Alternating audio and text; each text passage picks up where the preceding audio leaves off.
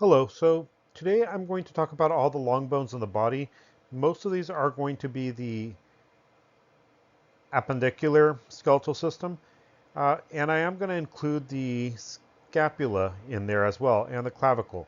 Now, depending on how you actually look at it, embryologically, the clavicle and the scapula are actually made through intramembranous ossification, and so some people will include those in the axial rather than the appendicular. I like to look at them as appendicular because they are actually going to be involved in moving the body. Now, initially, I do want to show you what most long bones look like. And so here you can actually see the diaphysis, the main portion of the shaft, and then you can see the epiphysis, top part here, bottom part here. Now, at the ends of the epiphysis, you have articulate cartilage, which is hyaline cartilage. On the outside, you have a specialized area called the cortex, which means outer area, and it's usually made from, not usually, it is made from compact bone. Inside, you can see spongy bone, and in the long area, you have the medullary cavity, which in adults is filled with yellow marrow, which is adipose tissue. And so the first thing I actually want to show you is the scapula. And so I am going to move to see if I can, if they'll let me draw. And so one of the things is you'll see that it is roughly a triangle shaped bone here. And so as it's a triangle shaped bone, we can end up talking about the borders of the triangle. And so over here, we can see the triangle borders are the medial border over here. We also have the lateral border, which is on this side here. And we have the superior border right on top. And so you can see how it's a triangle with three sides. Besides that, you also have angles. And so the angles we have are the inferior angle here. We can talk about the lateral angle over here. And we can talk about the superior angle up here. We also do have some bony projections. Now, if I were to remove the drawings, you can now see it a little better. And you can see this area here, which is a spine, which we call the spine of the scapula. You can see it on this side too. And there are actually areas that are important. For instance, you have an area underneath it, so we call it the infraspinatus fossa, and an area above it, which is a supraspinatus fossa. We also have a projection called the acromion, which you can see here, which is attached pretty closely to the spine of the scapula. And the acromion is really important because it will help stabilize certain muscles that will stabilize the shoulder joint, the glenohumeral joint. And so we do have the supraspinatus fossa, which means above the spine. It's a fossa, the infraspinatus. And we also do have a fossa under the scapula, so we call it the subscapular fossa. We do also have a process, a projection here called the glenoid process, and it does have a cavity, which is called the glenoid cavity. You can also see a neck area here, which is the neck of the scapula. I talked about the acromial process. Now, if you're looking here, we actually are looking at a couple bones that we've talked about before, and I am going to go into the scapula a bit more, but I want you to pay attention to the sternum first. So you have the manubrium, you can see the angula luis, and the body and the xiphoid process here. The angula luis, or the sternal angle, is important because it actually gets you to the second rib. And if you go between the two ribs, you get into the intercostal space. So this area here is a second intercostal space. It is important for cardiovascular, actually a lot of different clinics. Now, I am going to go back to the scapula, but first I actually want you to see the sternum and the bone here, which is your clavicle. Over here, you have the sternal end, and you'll notice that you have the jugular notch here and the sternal end of the clavicle over here. And the clavicle, even though it looks like a long bone, it's made through intramembranous ossification. So it's pretty much a full bone when you're born. And the problem with that is sometimes when sometimes in pregnancy, the uterus contracts just right, causing the clavicle to snap. The problem with that is you have nerves underneath this, and that can actually end up causing nerve damage. Now, over on this side here, we can see where the clavicle meets the scapula, and that's a process that we talked about earlier called the acromial process. And so this end of the clavicle is the acromial end. So we have the sternal end and the sternum, the acromial end with the acromion. Over here, the joint is called the sterno for sternum, clavicular for clavicle. So it's a sternoclavicular joint, and you do have a sternoclavicular ligament and the inner clavicular ligaments between the two clavicles. You have the costal clavicular from the ribs to the costal. And you also have the joint here, which is called the acromioclavicular joint here. If you heard of someone having a shoulder AC separation, that's the joint they're talking about. Now, the other thing you'll notice is you see this projection here, and you can actually feel this on a skeleton, on a human body. If you go to the shoulder, you'll see a triangle here where you have the pectoral muscle. And if you press on this area, if you notice right underneath the acromion, you can end up feeling this process. And it is known as your coracoid process. And you can see the subscapular fossa over here. Now, I did talk about the mechanics of fracture of the clavicle. Usually it's either during birth with the contraction of the uterus. You can also have a direct trauma, such as two people running against each other and one of them getting hit, causing a fracture. And it can also break by falling on the shoulder. The pressure on the shoulder will actually cause the clavicle to fracture. Now, if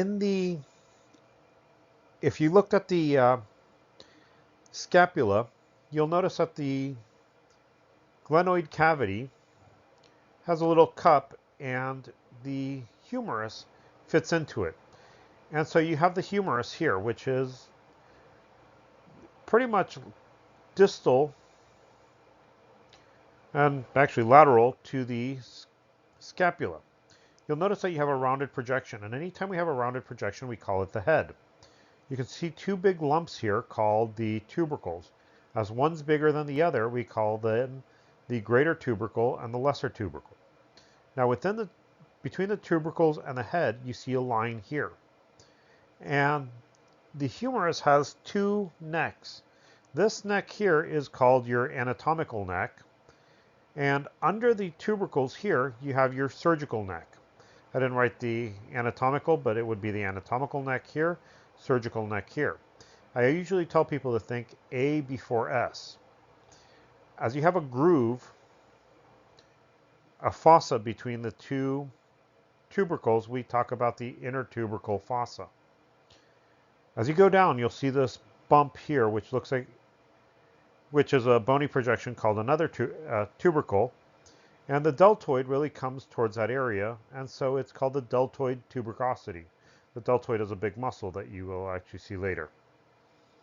As you go to the distal end, you see these little projections here.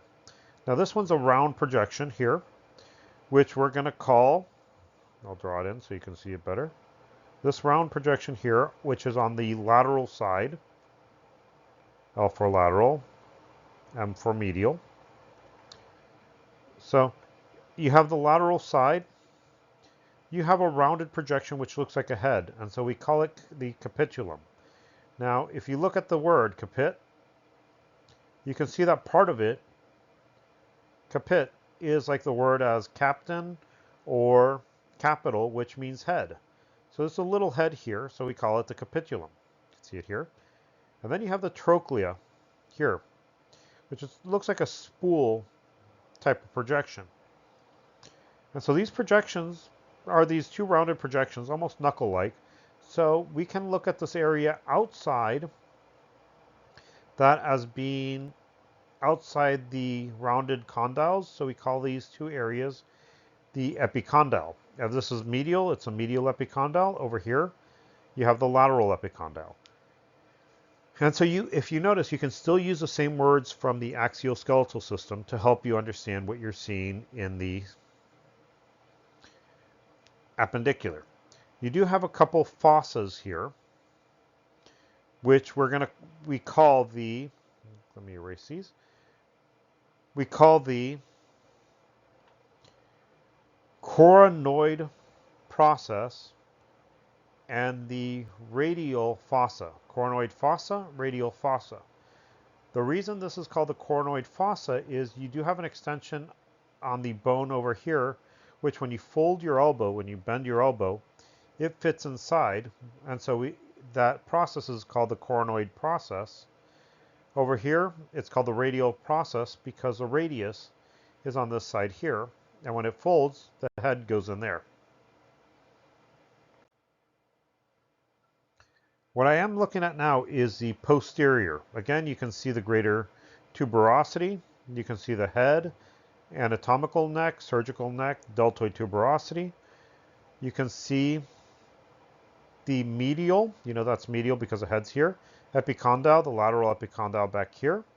And you can see the trochlea here, and a fossa here called the olecranon fossa.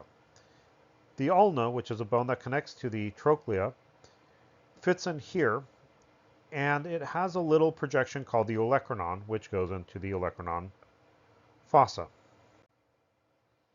Now the humerus does have a couple fractures which are interesting. One is a spiral fracture, which means the bone actually is twisted, causing the fracture to usually be relatively mid-shaft. And then you have the fracture of the midi-epicondyle, which usually happens from direct trauma that could happen, such as a fall. Over here, you can see the humerus. You can see the ulna. And so this here would be the medial aspect of the forearm. And you can see the radius here, which is the lateral portion of the forearm. This would be the proximal end. This would be the distal end. And you'll notice that the ulna starts relatively thick at the proximal end. As it runs down, it gets thinner and thinner. The radius begins relatively thin. As it runs down, you notice it gets thicker. And the reason that's important is when you're pushing something, the radius actually rotates, and so the ulna starts here, and the radius usually crosses over. So when you're pushing, you start adding the force on the radius, and then it crosses over the ulna. I'll show you that later. Now, when we look at the radius, we can see it has a round head, a wheel-like head. It has a neck, and it has a tuberosity, called the radial tuberosity. As we come to the end over here, we can then also see a little bit of a projection down here called the styloid process. On the ulna, which you can see here, you have the projection I was telling you, which is a crown-like projection called the coronoid process, and it hooks into the trochlea. So you have a trochlear notch. You can't see the head here, and the styloid process is in there. You can see some of the carpals. The carpals are the wrist bones. If you think of carpe diem, seizing the day, carp means to grab, and so they're the bones in the wrists that help you grab. I wanted to show you another picture of the radius and ulna. You can see the ulna here, the radius here, and what you see is the radial head being round, the tuberosity, the neck, styloid process way down here, and you also have the ulna here. The ulna, you can see the trochlear notch where the trochlea fits in, the coronoid process here, and the olecranon process, which is a big thing here, which fits in the olecranon fossa. You can also see the head and a little styloid process down here. You do have a notch here where the radius comes in and a notch here where the ulna comes in. And there are some fractures that are nice to know. One of them is called the Colles fracture, which usually refers to the fracture of the distal end of the radius because of falling on an outstretched hand, and it leads to a dinner fork deformity. because the fractured portion of the distal end of the radius will go pretty much displace posteriorly. It can also lead to a fracture of the ulna. The other one is the mid-shaft fracture of the ulna, which is called a nightstick fracture, which is considered a defensive wound. Now we have the anterior portion of the hand. We can see the wrist bones, which collectively are called the carpals. And next to the carpals, we have the metacarpals. Meta next to. And I'm going to show you the carpals. And one of the big ones to know is this one here, which looks a little bit like a boat. So if I draw it in here, you can see a bone here, which looks a little like a boat. And so we call it the scaphoid. Next to it, you have a moon-shaped bone, which we call the lunate. And then you can see this triangle-shaped bone here called the triquetrum. And on top of it, you have another bone called the pisiform. And if we move over here, we can see another bone, which articulates with the thumb, the first metacarpal. This would be one. And that one there is called the trapezium. You have a trapezoid-shaped bone here called the trapezoid. And then over here, you have a bone that kind of looks like a head. And so we call it the capitate. Again, remember, capit, like in captain, is a head. So it's the capitate. Now, one of the really important bones to know is this one here, which is called the hamate. It's called the hamate because it has this area here, which is a hook. So you have the hook of the hamate. And there are some fractures I will tell you about later. Besides that, you have the 5 metacarpals. The first one here is number 1, which is under the thumb. 2, 3, 4, and 5. Now you can see the heads area here is a condyle. You can see the base here, and at the base of the first metacarpal is a little different in that it's a saddle joint, so it allows a little bit more movement than the other ones. Here, the metacarpal joint. You have the metacarpal joint, and you have the phalanges here, the finger. And each one can actually be called a phalanx. So this is one phalanx, this is another phalanx. And so we have a joint between the metacarpal and the phalanx. And so we have the metacarpophalangeal joint here. Now the thumb has 2 phalanxes. One of them is closer to the hand, so it's proximal phalanx, and the distal phalanx is farther. The joint between the proximal and distal phalanx is called the interphalangeal joint, inner between the phalanx joint. Now, the other 4 fingers are a little different in that you have a proximal and distal, but you also have a middle phalanx. And so you have the you have the metacarpal phalangeal joint here, and then you have the proximal interphalangeal joint. Proximal interphalangeal because it's closer to the hand, and the distal interphalangeal joint. It's distal because as you have 2 interphalangeal joints, the distal one is farther away. Now there are some fractures of the carpal that I like to talk about. One of them is the fracture of the scaphoid, which occurs falling on an outstretched hand, and usually it doesn't show up for a couple weeks, unless you have someone who's very specialized in hand fractures. The other one is known as a driver's fracture, which is a fracture of the hamate. Now, it used to be due to a crank of a car backfiring and hitting the hook of the hamate, causing it to break. Now it's more commonly seen when a golfer hits something, hits the ground instead of the ball, and that force ends up going into the hook of the hamate, causing it to break. So the driver's fracture still works for us. As you notice, I actually did go through all the arms relatively quick, so I am going to talk about the legs, and these are going to be a little quicker. And the first thing I want you to see is you have the sacrum here, which we've talked about, the foramina, the base and the apex and the coccyx over here. We can see where the ilium, the first part of the os coxae or the pelvis, comes together with the sacrum. So it's the iliosacral joint here. The ilium, the pelvis, has the ilium, the pubic, and the ischium here. And it fuses in the front, forming the pubic symphysis, which would have fiber cartilage in here. Now there is a difference between a biological male and female.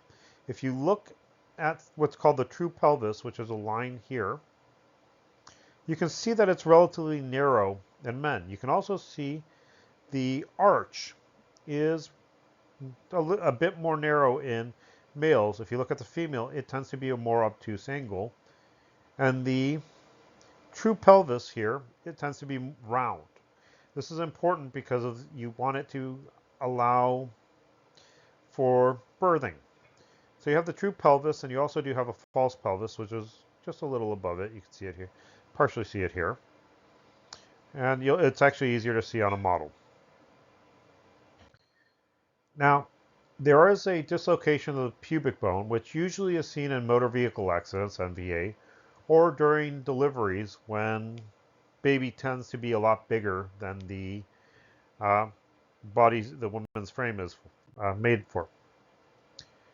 Now, I do want to show you the ilium, the ischium, and pubic independently. And so you can see it here. This bone here would be the ilium. The one here where you're sitting on is your ischium. And the one in the front, the anterior one here, would be your pubic bone. Now, what I would actually want to do is draw where these bones come together. And so you have the ischium, the pubis, and you have the ilium, the pubic bone, and the ischium here. Now, one of the things you'll notice with the ilium is it has this big crest, and that crest is important because you can feel it on people and move medially in the posterior area and find the space between the fourth and fifth lumbar areas, the fourth and fifth intervertebral space. And that's actually a place that you can use for anesthesia during deliveries, or it's an area that you can use to get spinal fluid by going a bit deeper. So the iliac crest is one of these things that is really important. The other thing that is important is in the back here, in this picture, you can see the posterior superior iliac spine. It's a spine, it's in the back, so it's posterior in the back, superior because it's on the top, iliac spine, it's part of the iliac and it's a spine. There is a posterior inferior iliac spine, which I'll show you in a different picture. Over here, we can see the anterior superior iliac spine and the anterior inferior iliac spine. Easier here. Anterior superior, anterior inferior iliac spine. You can see the true pelvis and false pelvis here. And we can now move into the ischium. I should mention you do have a circle here, which is called your, you have a little foramen here called the obturator foramen. And you can see the pubic bone here. The area between it is a pubic symphysis, which is held together by fiber cartilage. And in the pubic bone, you have a superior ramus and an inferior ramus. Pretty much means hands. On the ischium, you have a ramus, you have a tuberosity, and you do have the body coming up here. I wanted to show you posterior. Here you can actually see the sacrum. You can see the medial sacral crest, lateral sacral crest, the sacral foramina.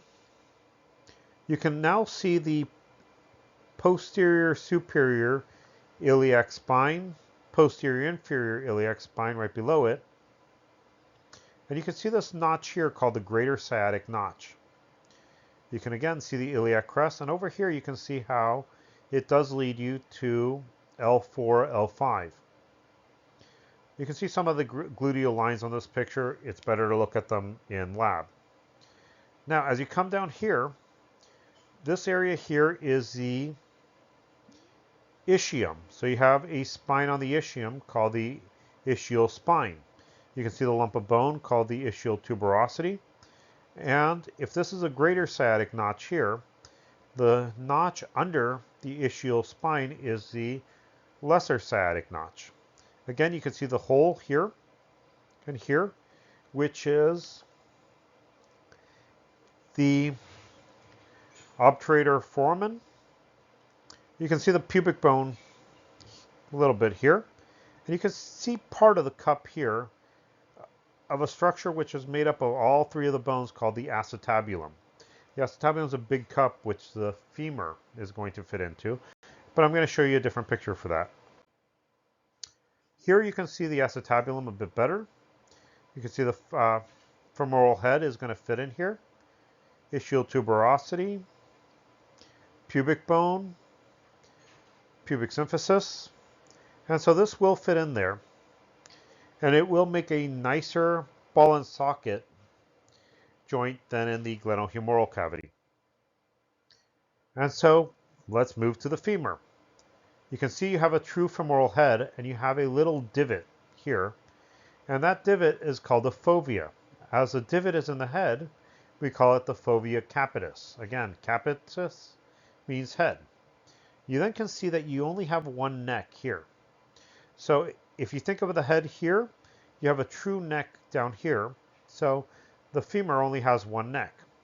You then have these two big projections here, which are called the trochanters. As you have two of them, one's bigger, one's smaller, we have the greater trochanter and lesser trochanter. And the greater trochanter can actually be felt on the medial, almost posterior, medial posterior aspect of the hip. And it's important because sometimes the neck breaks, and so you need to find that so you can get to this area to replace the head and neck. We also see a crest here, and as it's a crest, we call it the trochanteric crest. Anteriorly, and you can tell this is anterior because this is where the kneecap would go. The knee bends in one direction, so you have the condyles here. You have the trochanteric line. So trochanteric crest, you can see pretty much a crest, and a line is just a little line here.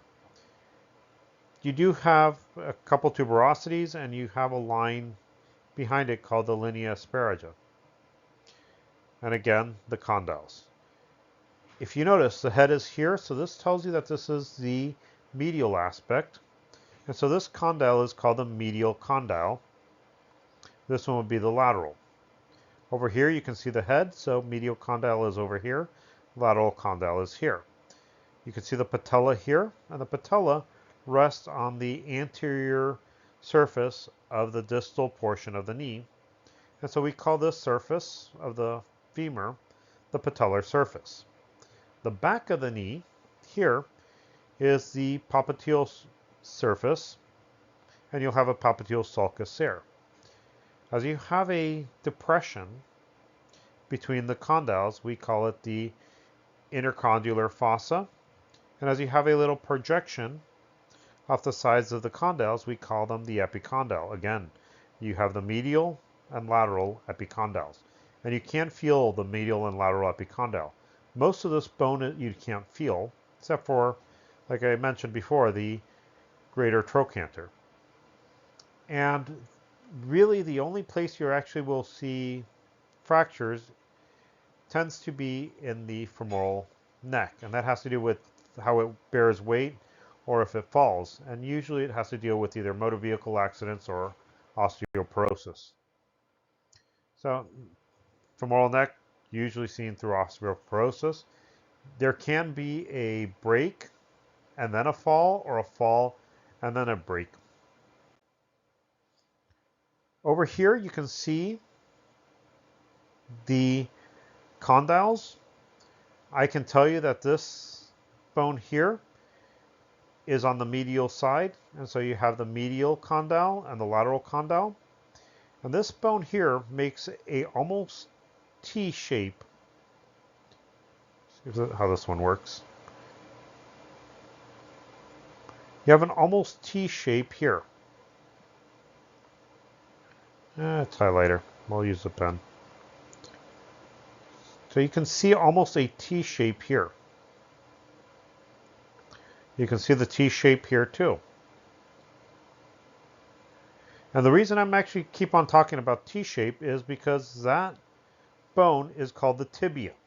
And it's a main weight-bearing joint of the lower leg. It actually is a weight-bearing joint. Next to it, you have the fibula. And there are some stuff I want to mention about the tibia. For instance, you have a flat area called the plateau. You also have a projection higher than the plateau, which we call the intercondylar eminence. And you do have the medial malleolus and lateral malleolus of the tibia, but you also have a lump of bone that feels like a hammer on the medial aspect of the ankle, and so we call that one the medial malleolus.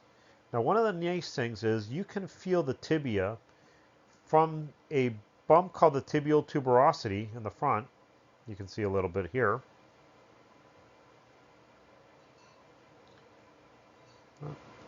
Lost my pointer. Tibial tuberosity here, over here. And if you go from the tibial tuberosity, you can feel it all the way down to the medial side of the ankle where I said the medial malleolus is. Now, tibia is a big T-bone. And next to it, you have a little bone that lies next to it. And if you think of a little lie as a fib, so a little lie is a fib, the little bone that lies next to the tibia is your fibula. You have the tibia and fibula. And you do have a head.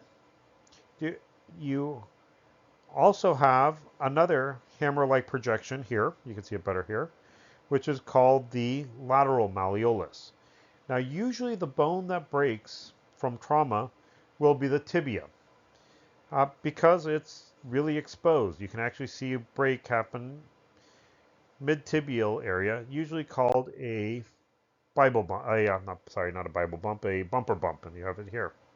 You do also have a fracture of the medial and lateral malleolus called a Pott's fracture. And that usually has to deal with the rolling the ankle and the ligaments, instead of tearing, pulling the malleolus off. You can also get a stress fracture of the tibia called the Boots fracture, and it has to do with having rigid boots pretty much not allowing the tibia to bend. And so that chronic trauma to it, the chronic stress on it, leads to a fracture of the mid-tibia. And now we can get to the feet, the bones of the feet. The tibia will rest on this bone here. And this bone here, which I'm trying to color yellow a little, if you look at it, looks like it's the tallest of the bones. So we call it the talus, T-A-L-U-S. It's not the tallest, it just appears to be, and it is talus. Now, together, all the bones of the foot are called the tarsals, and the talus sits on top of the calcaneus. Now, the calcaneus is the hardest bone of the body because it is the one that's under most pressure. If you actually watch how you walk, when you land, all the weight goes into your talus. You can see the talus over here in the inferior view here, and you can see the talus here. I'm sorry, the calcaneus, I'm sorry. The calcaneus is what receives all the weight. You can see the calcaneus here and the talus over here. Talus and talus. Now, if you look at it, the talus comes into contact with a bone which tends to lead the area of how your foot is going to go, so we call it the navicular, the navigating bone. If you look underneath, you can see the calcaneus, and it actually comes in contact with it. So the talus is on top of the calcaneus and navicular bone, and what ends up happening is these bones are going to slide a little to actually act as cushions as you run and hit the ground. Gives you a little bit of a spring too. Now, you have the navicular, and then you have three cuneiform bones. As this one is on the medial side, we call it the medial cuneiform. Then we have the middle cuneiform and the lateral cuneiform. Cuneiform are actually these clay tablets that people used to write on. And to someone, these three look like those clay tablets, so they call them cuneiform. Lateral to that, you have another square bone, which we call the cuboidal bone. Now remember, together, all these bones that I'm coloring in yellow are the tarsals. And just like the bones of the palm were called the metacarpals, you have the metatarsals. And they are counted 1, 2, 3, 4, 5. Cross like this. Now, when you walk, you hit with your heel, and as you're stepping off, you'll move your weight onto mainly these two areas here. The heads of the first and second metatarsals, and rotate. Now, if you notice the size of the first metatarsal here and the second metatarsal here, these two may both be getting weight, but you'll notice that one is a lot thicker than the other. The reason that's important is because one of them tends to fracture a little bit more than the other. It's called the March's fracture. And the March's fracture happens because of marching with a heavy pack and bad shoes.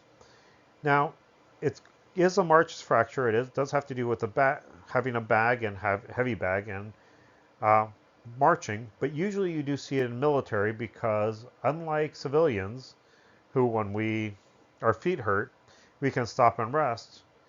In military, usually if someone's foot hurts, they're not going to mention it. They're just going to continue marching, which will lead to a fracture of the second metatarsal, midshaft. It's a stress fracture. It's an overuse.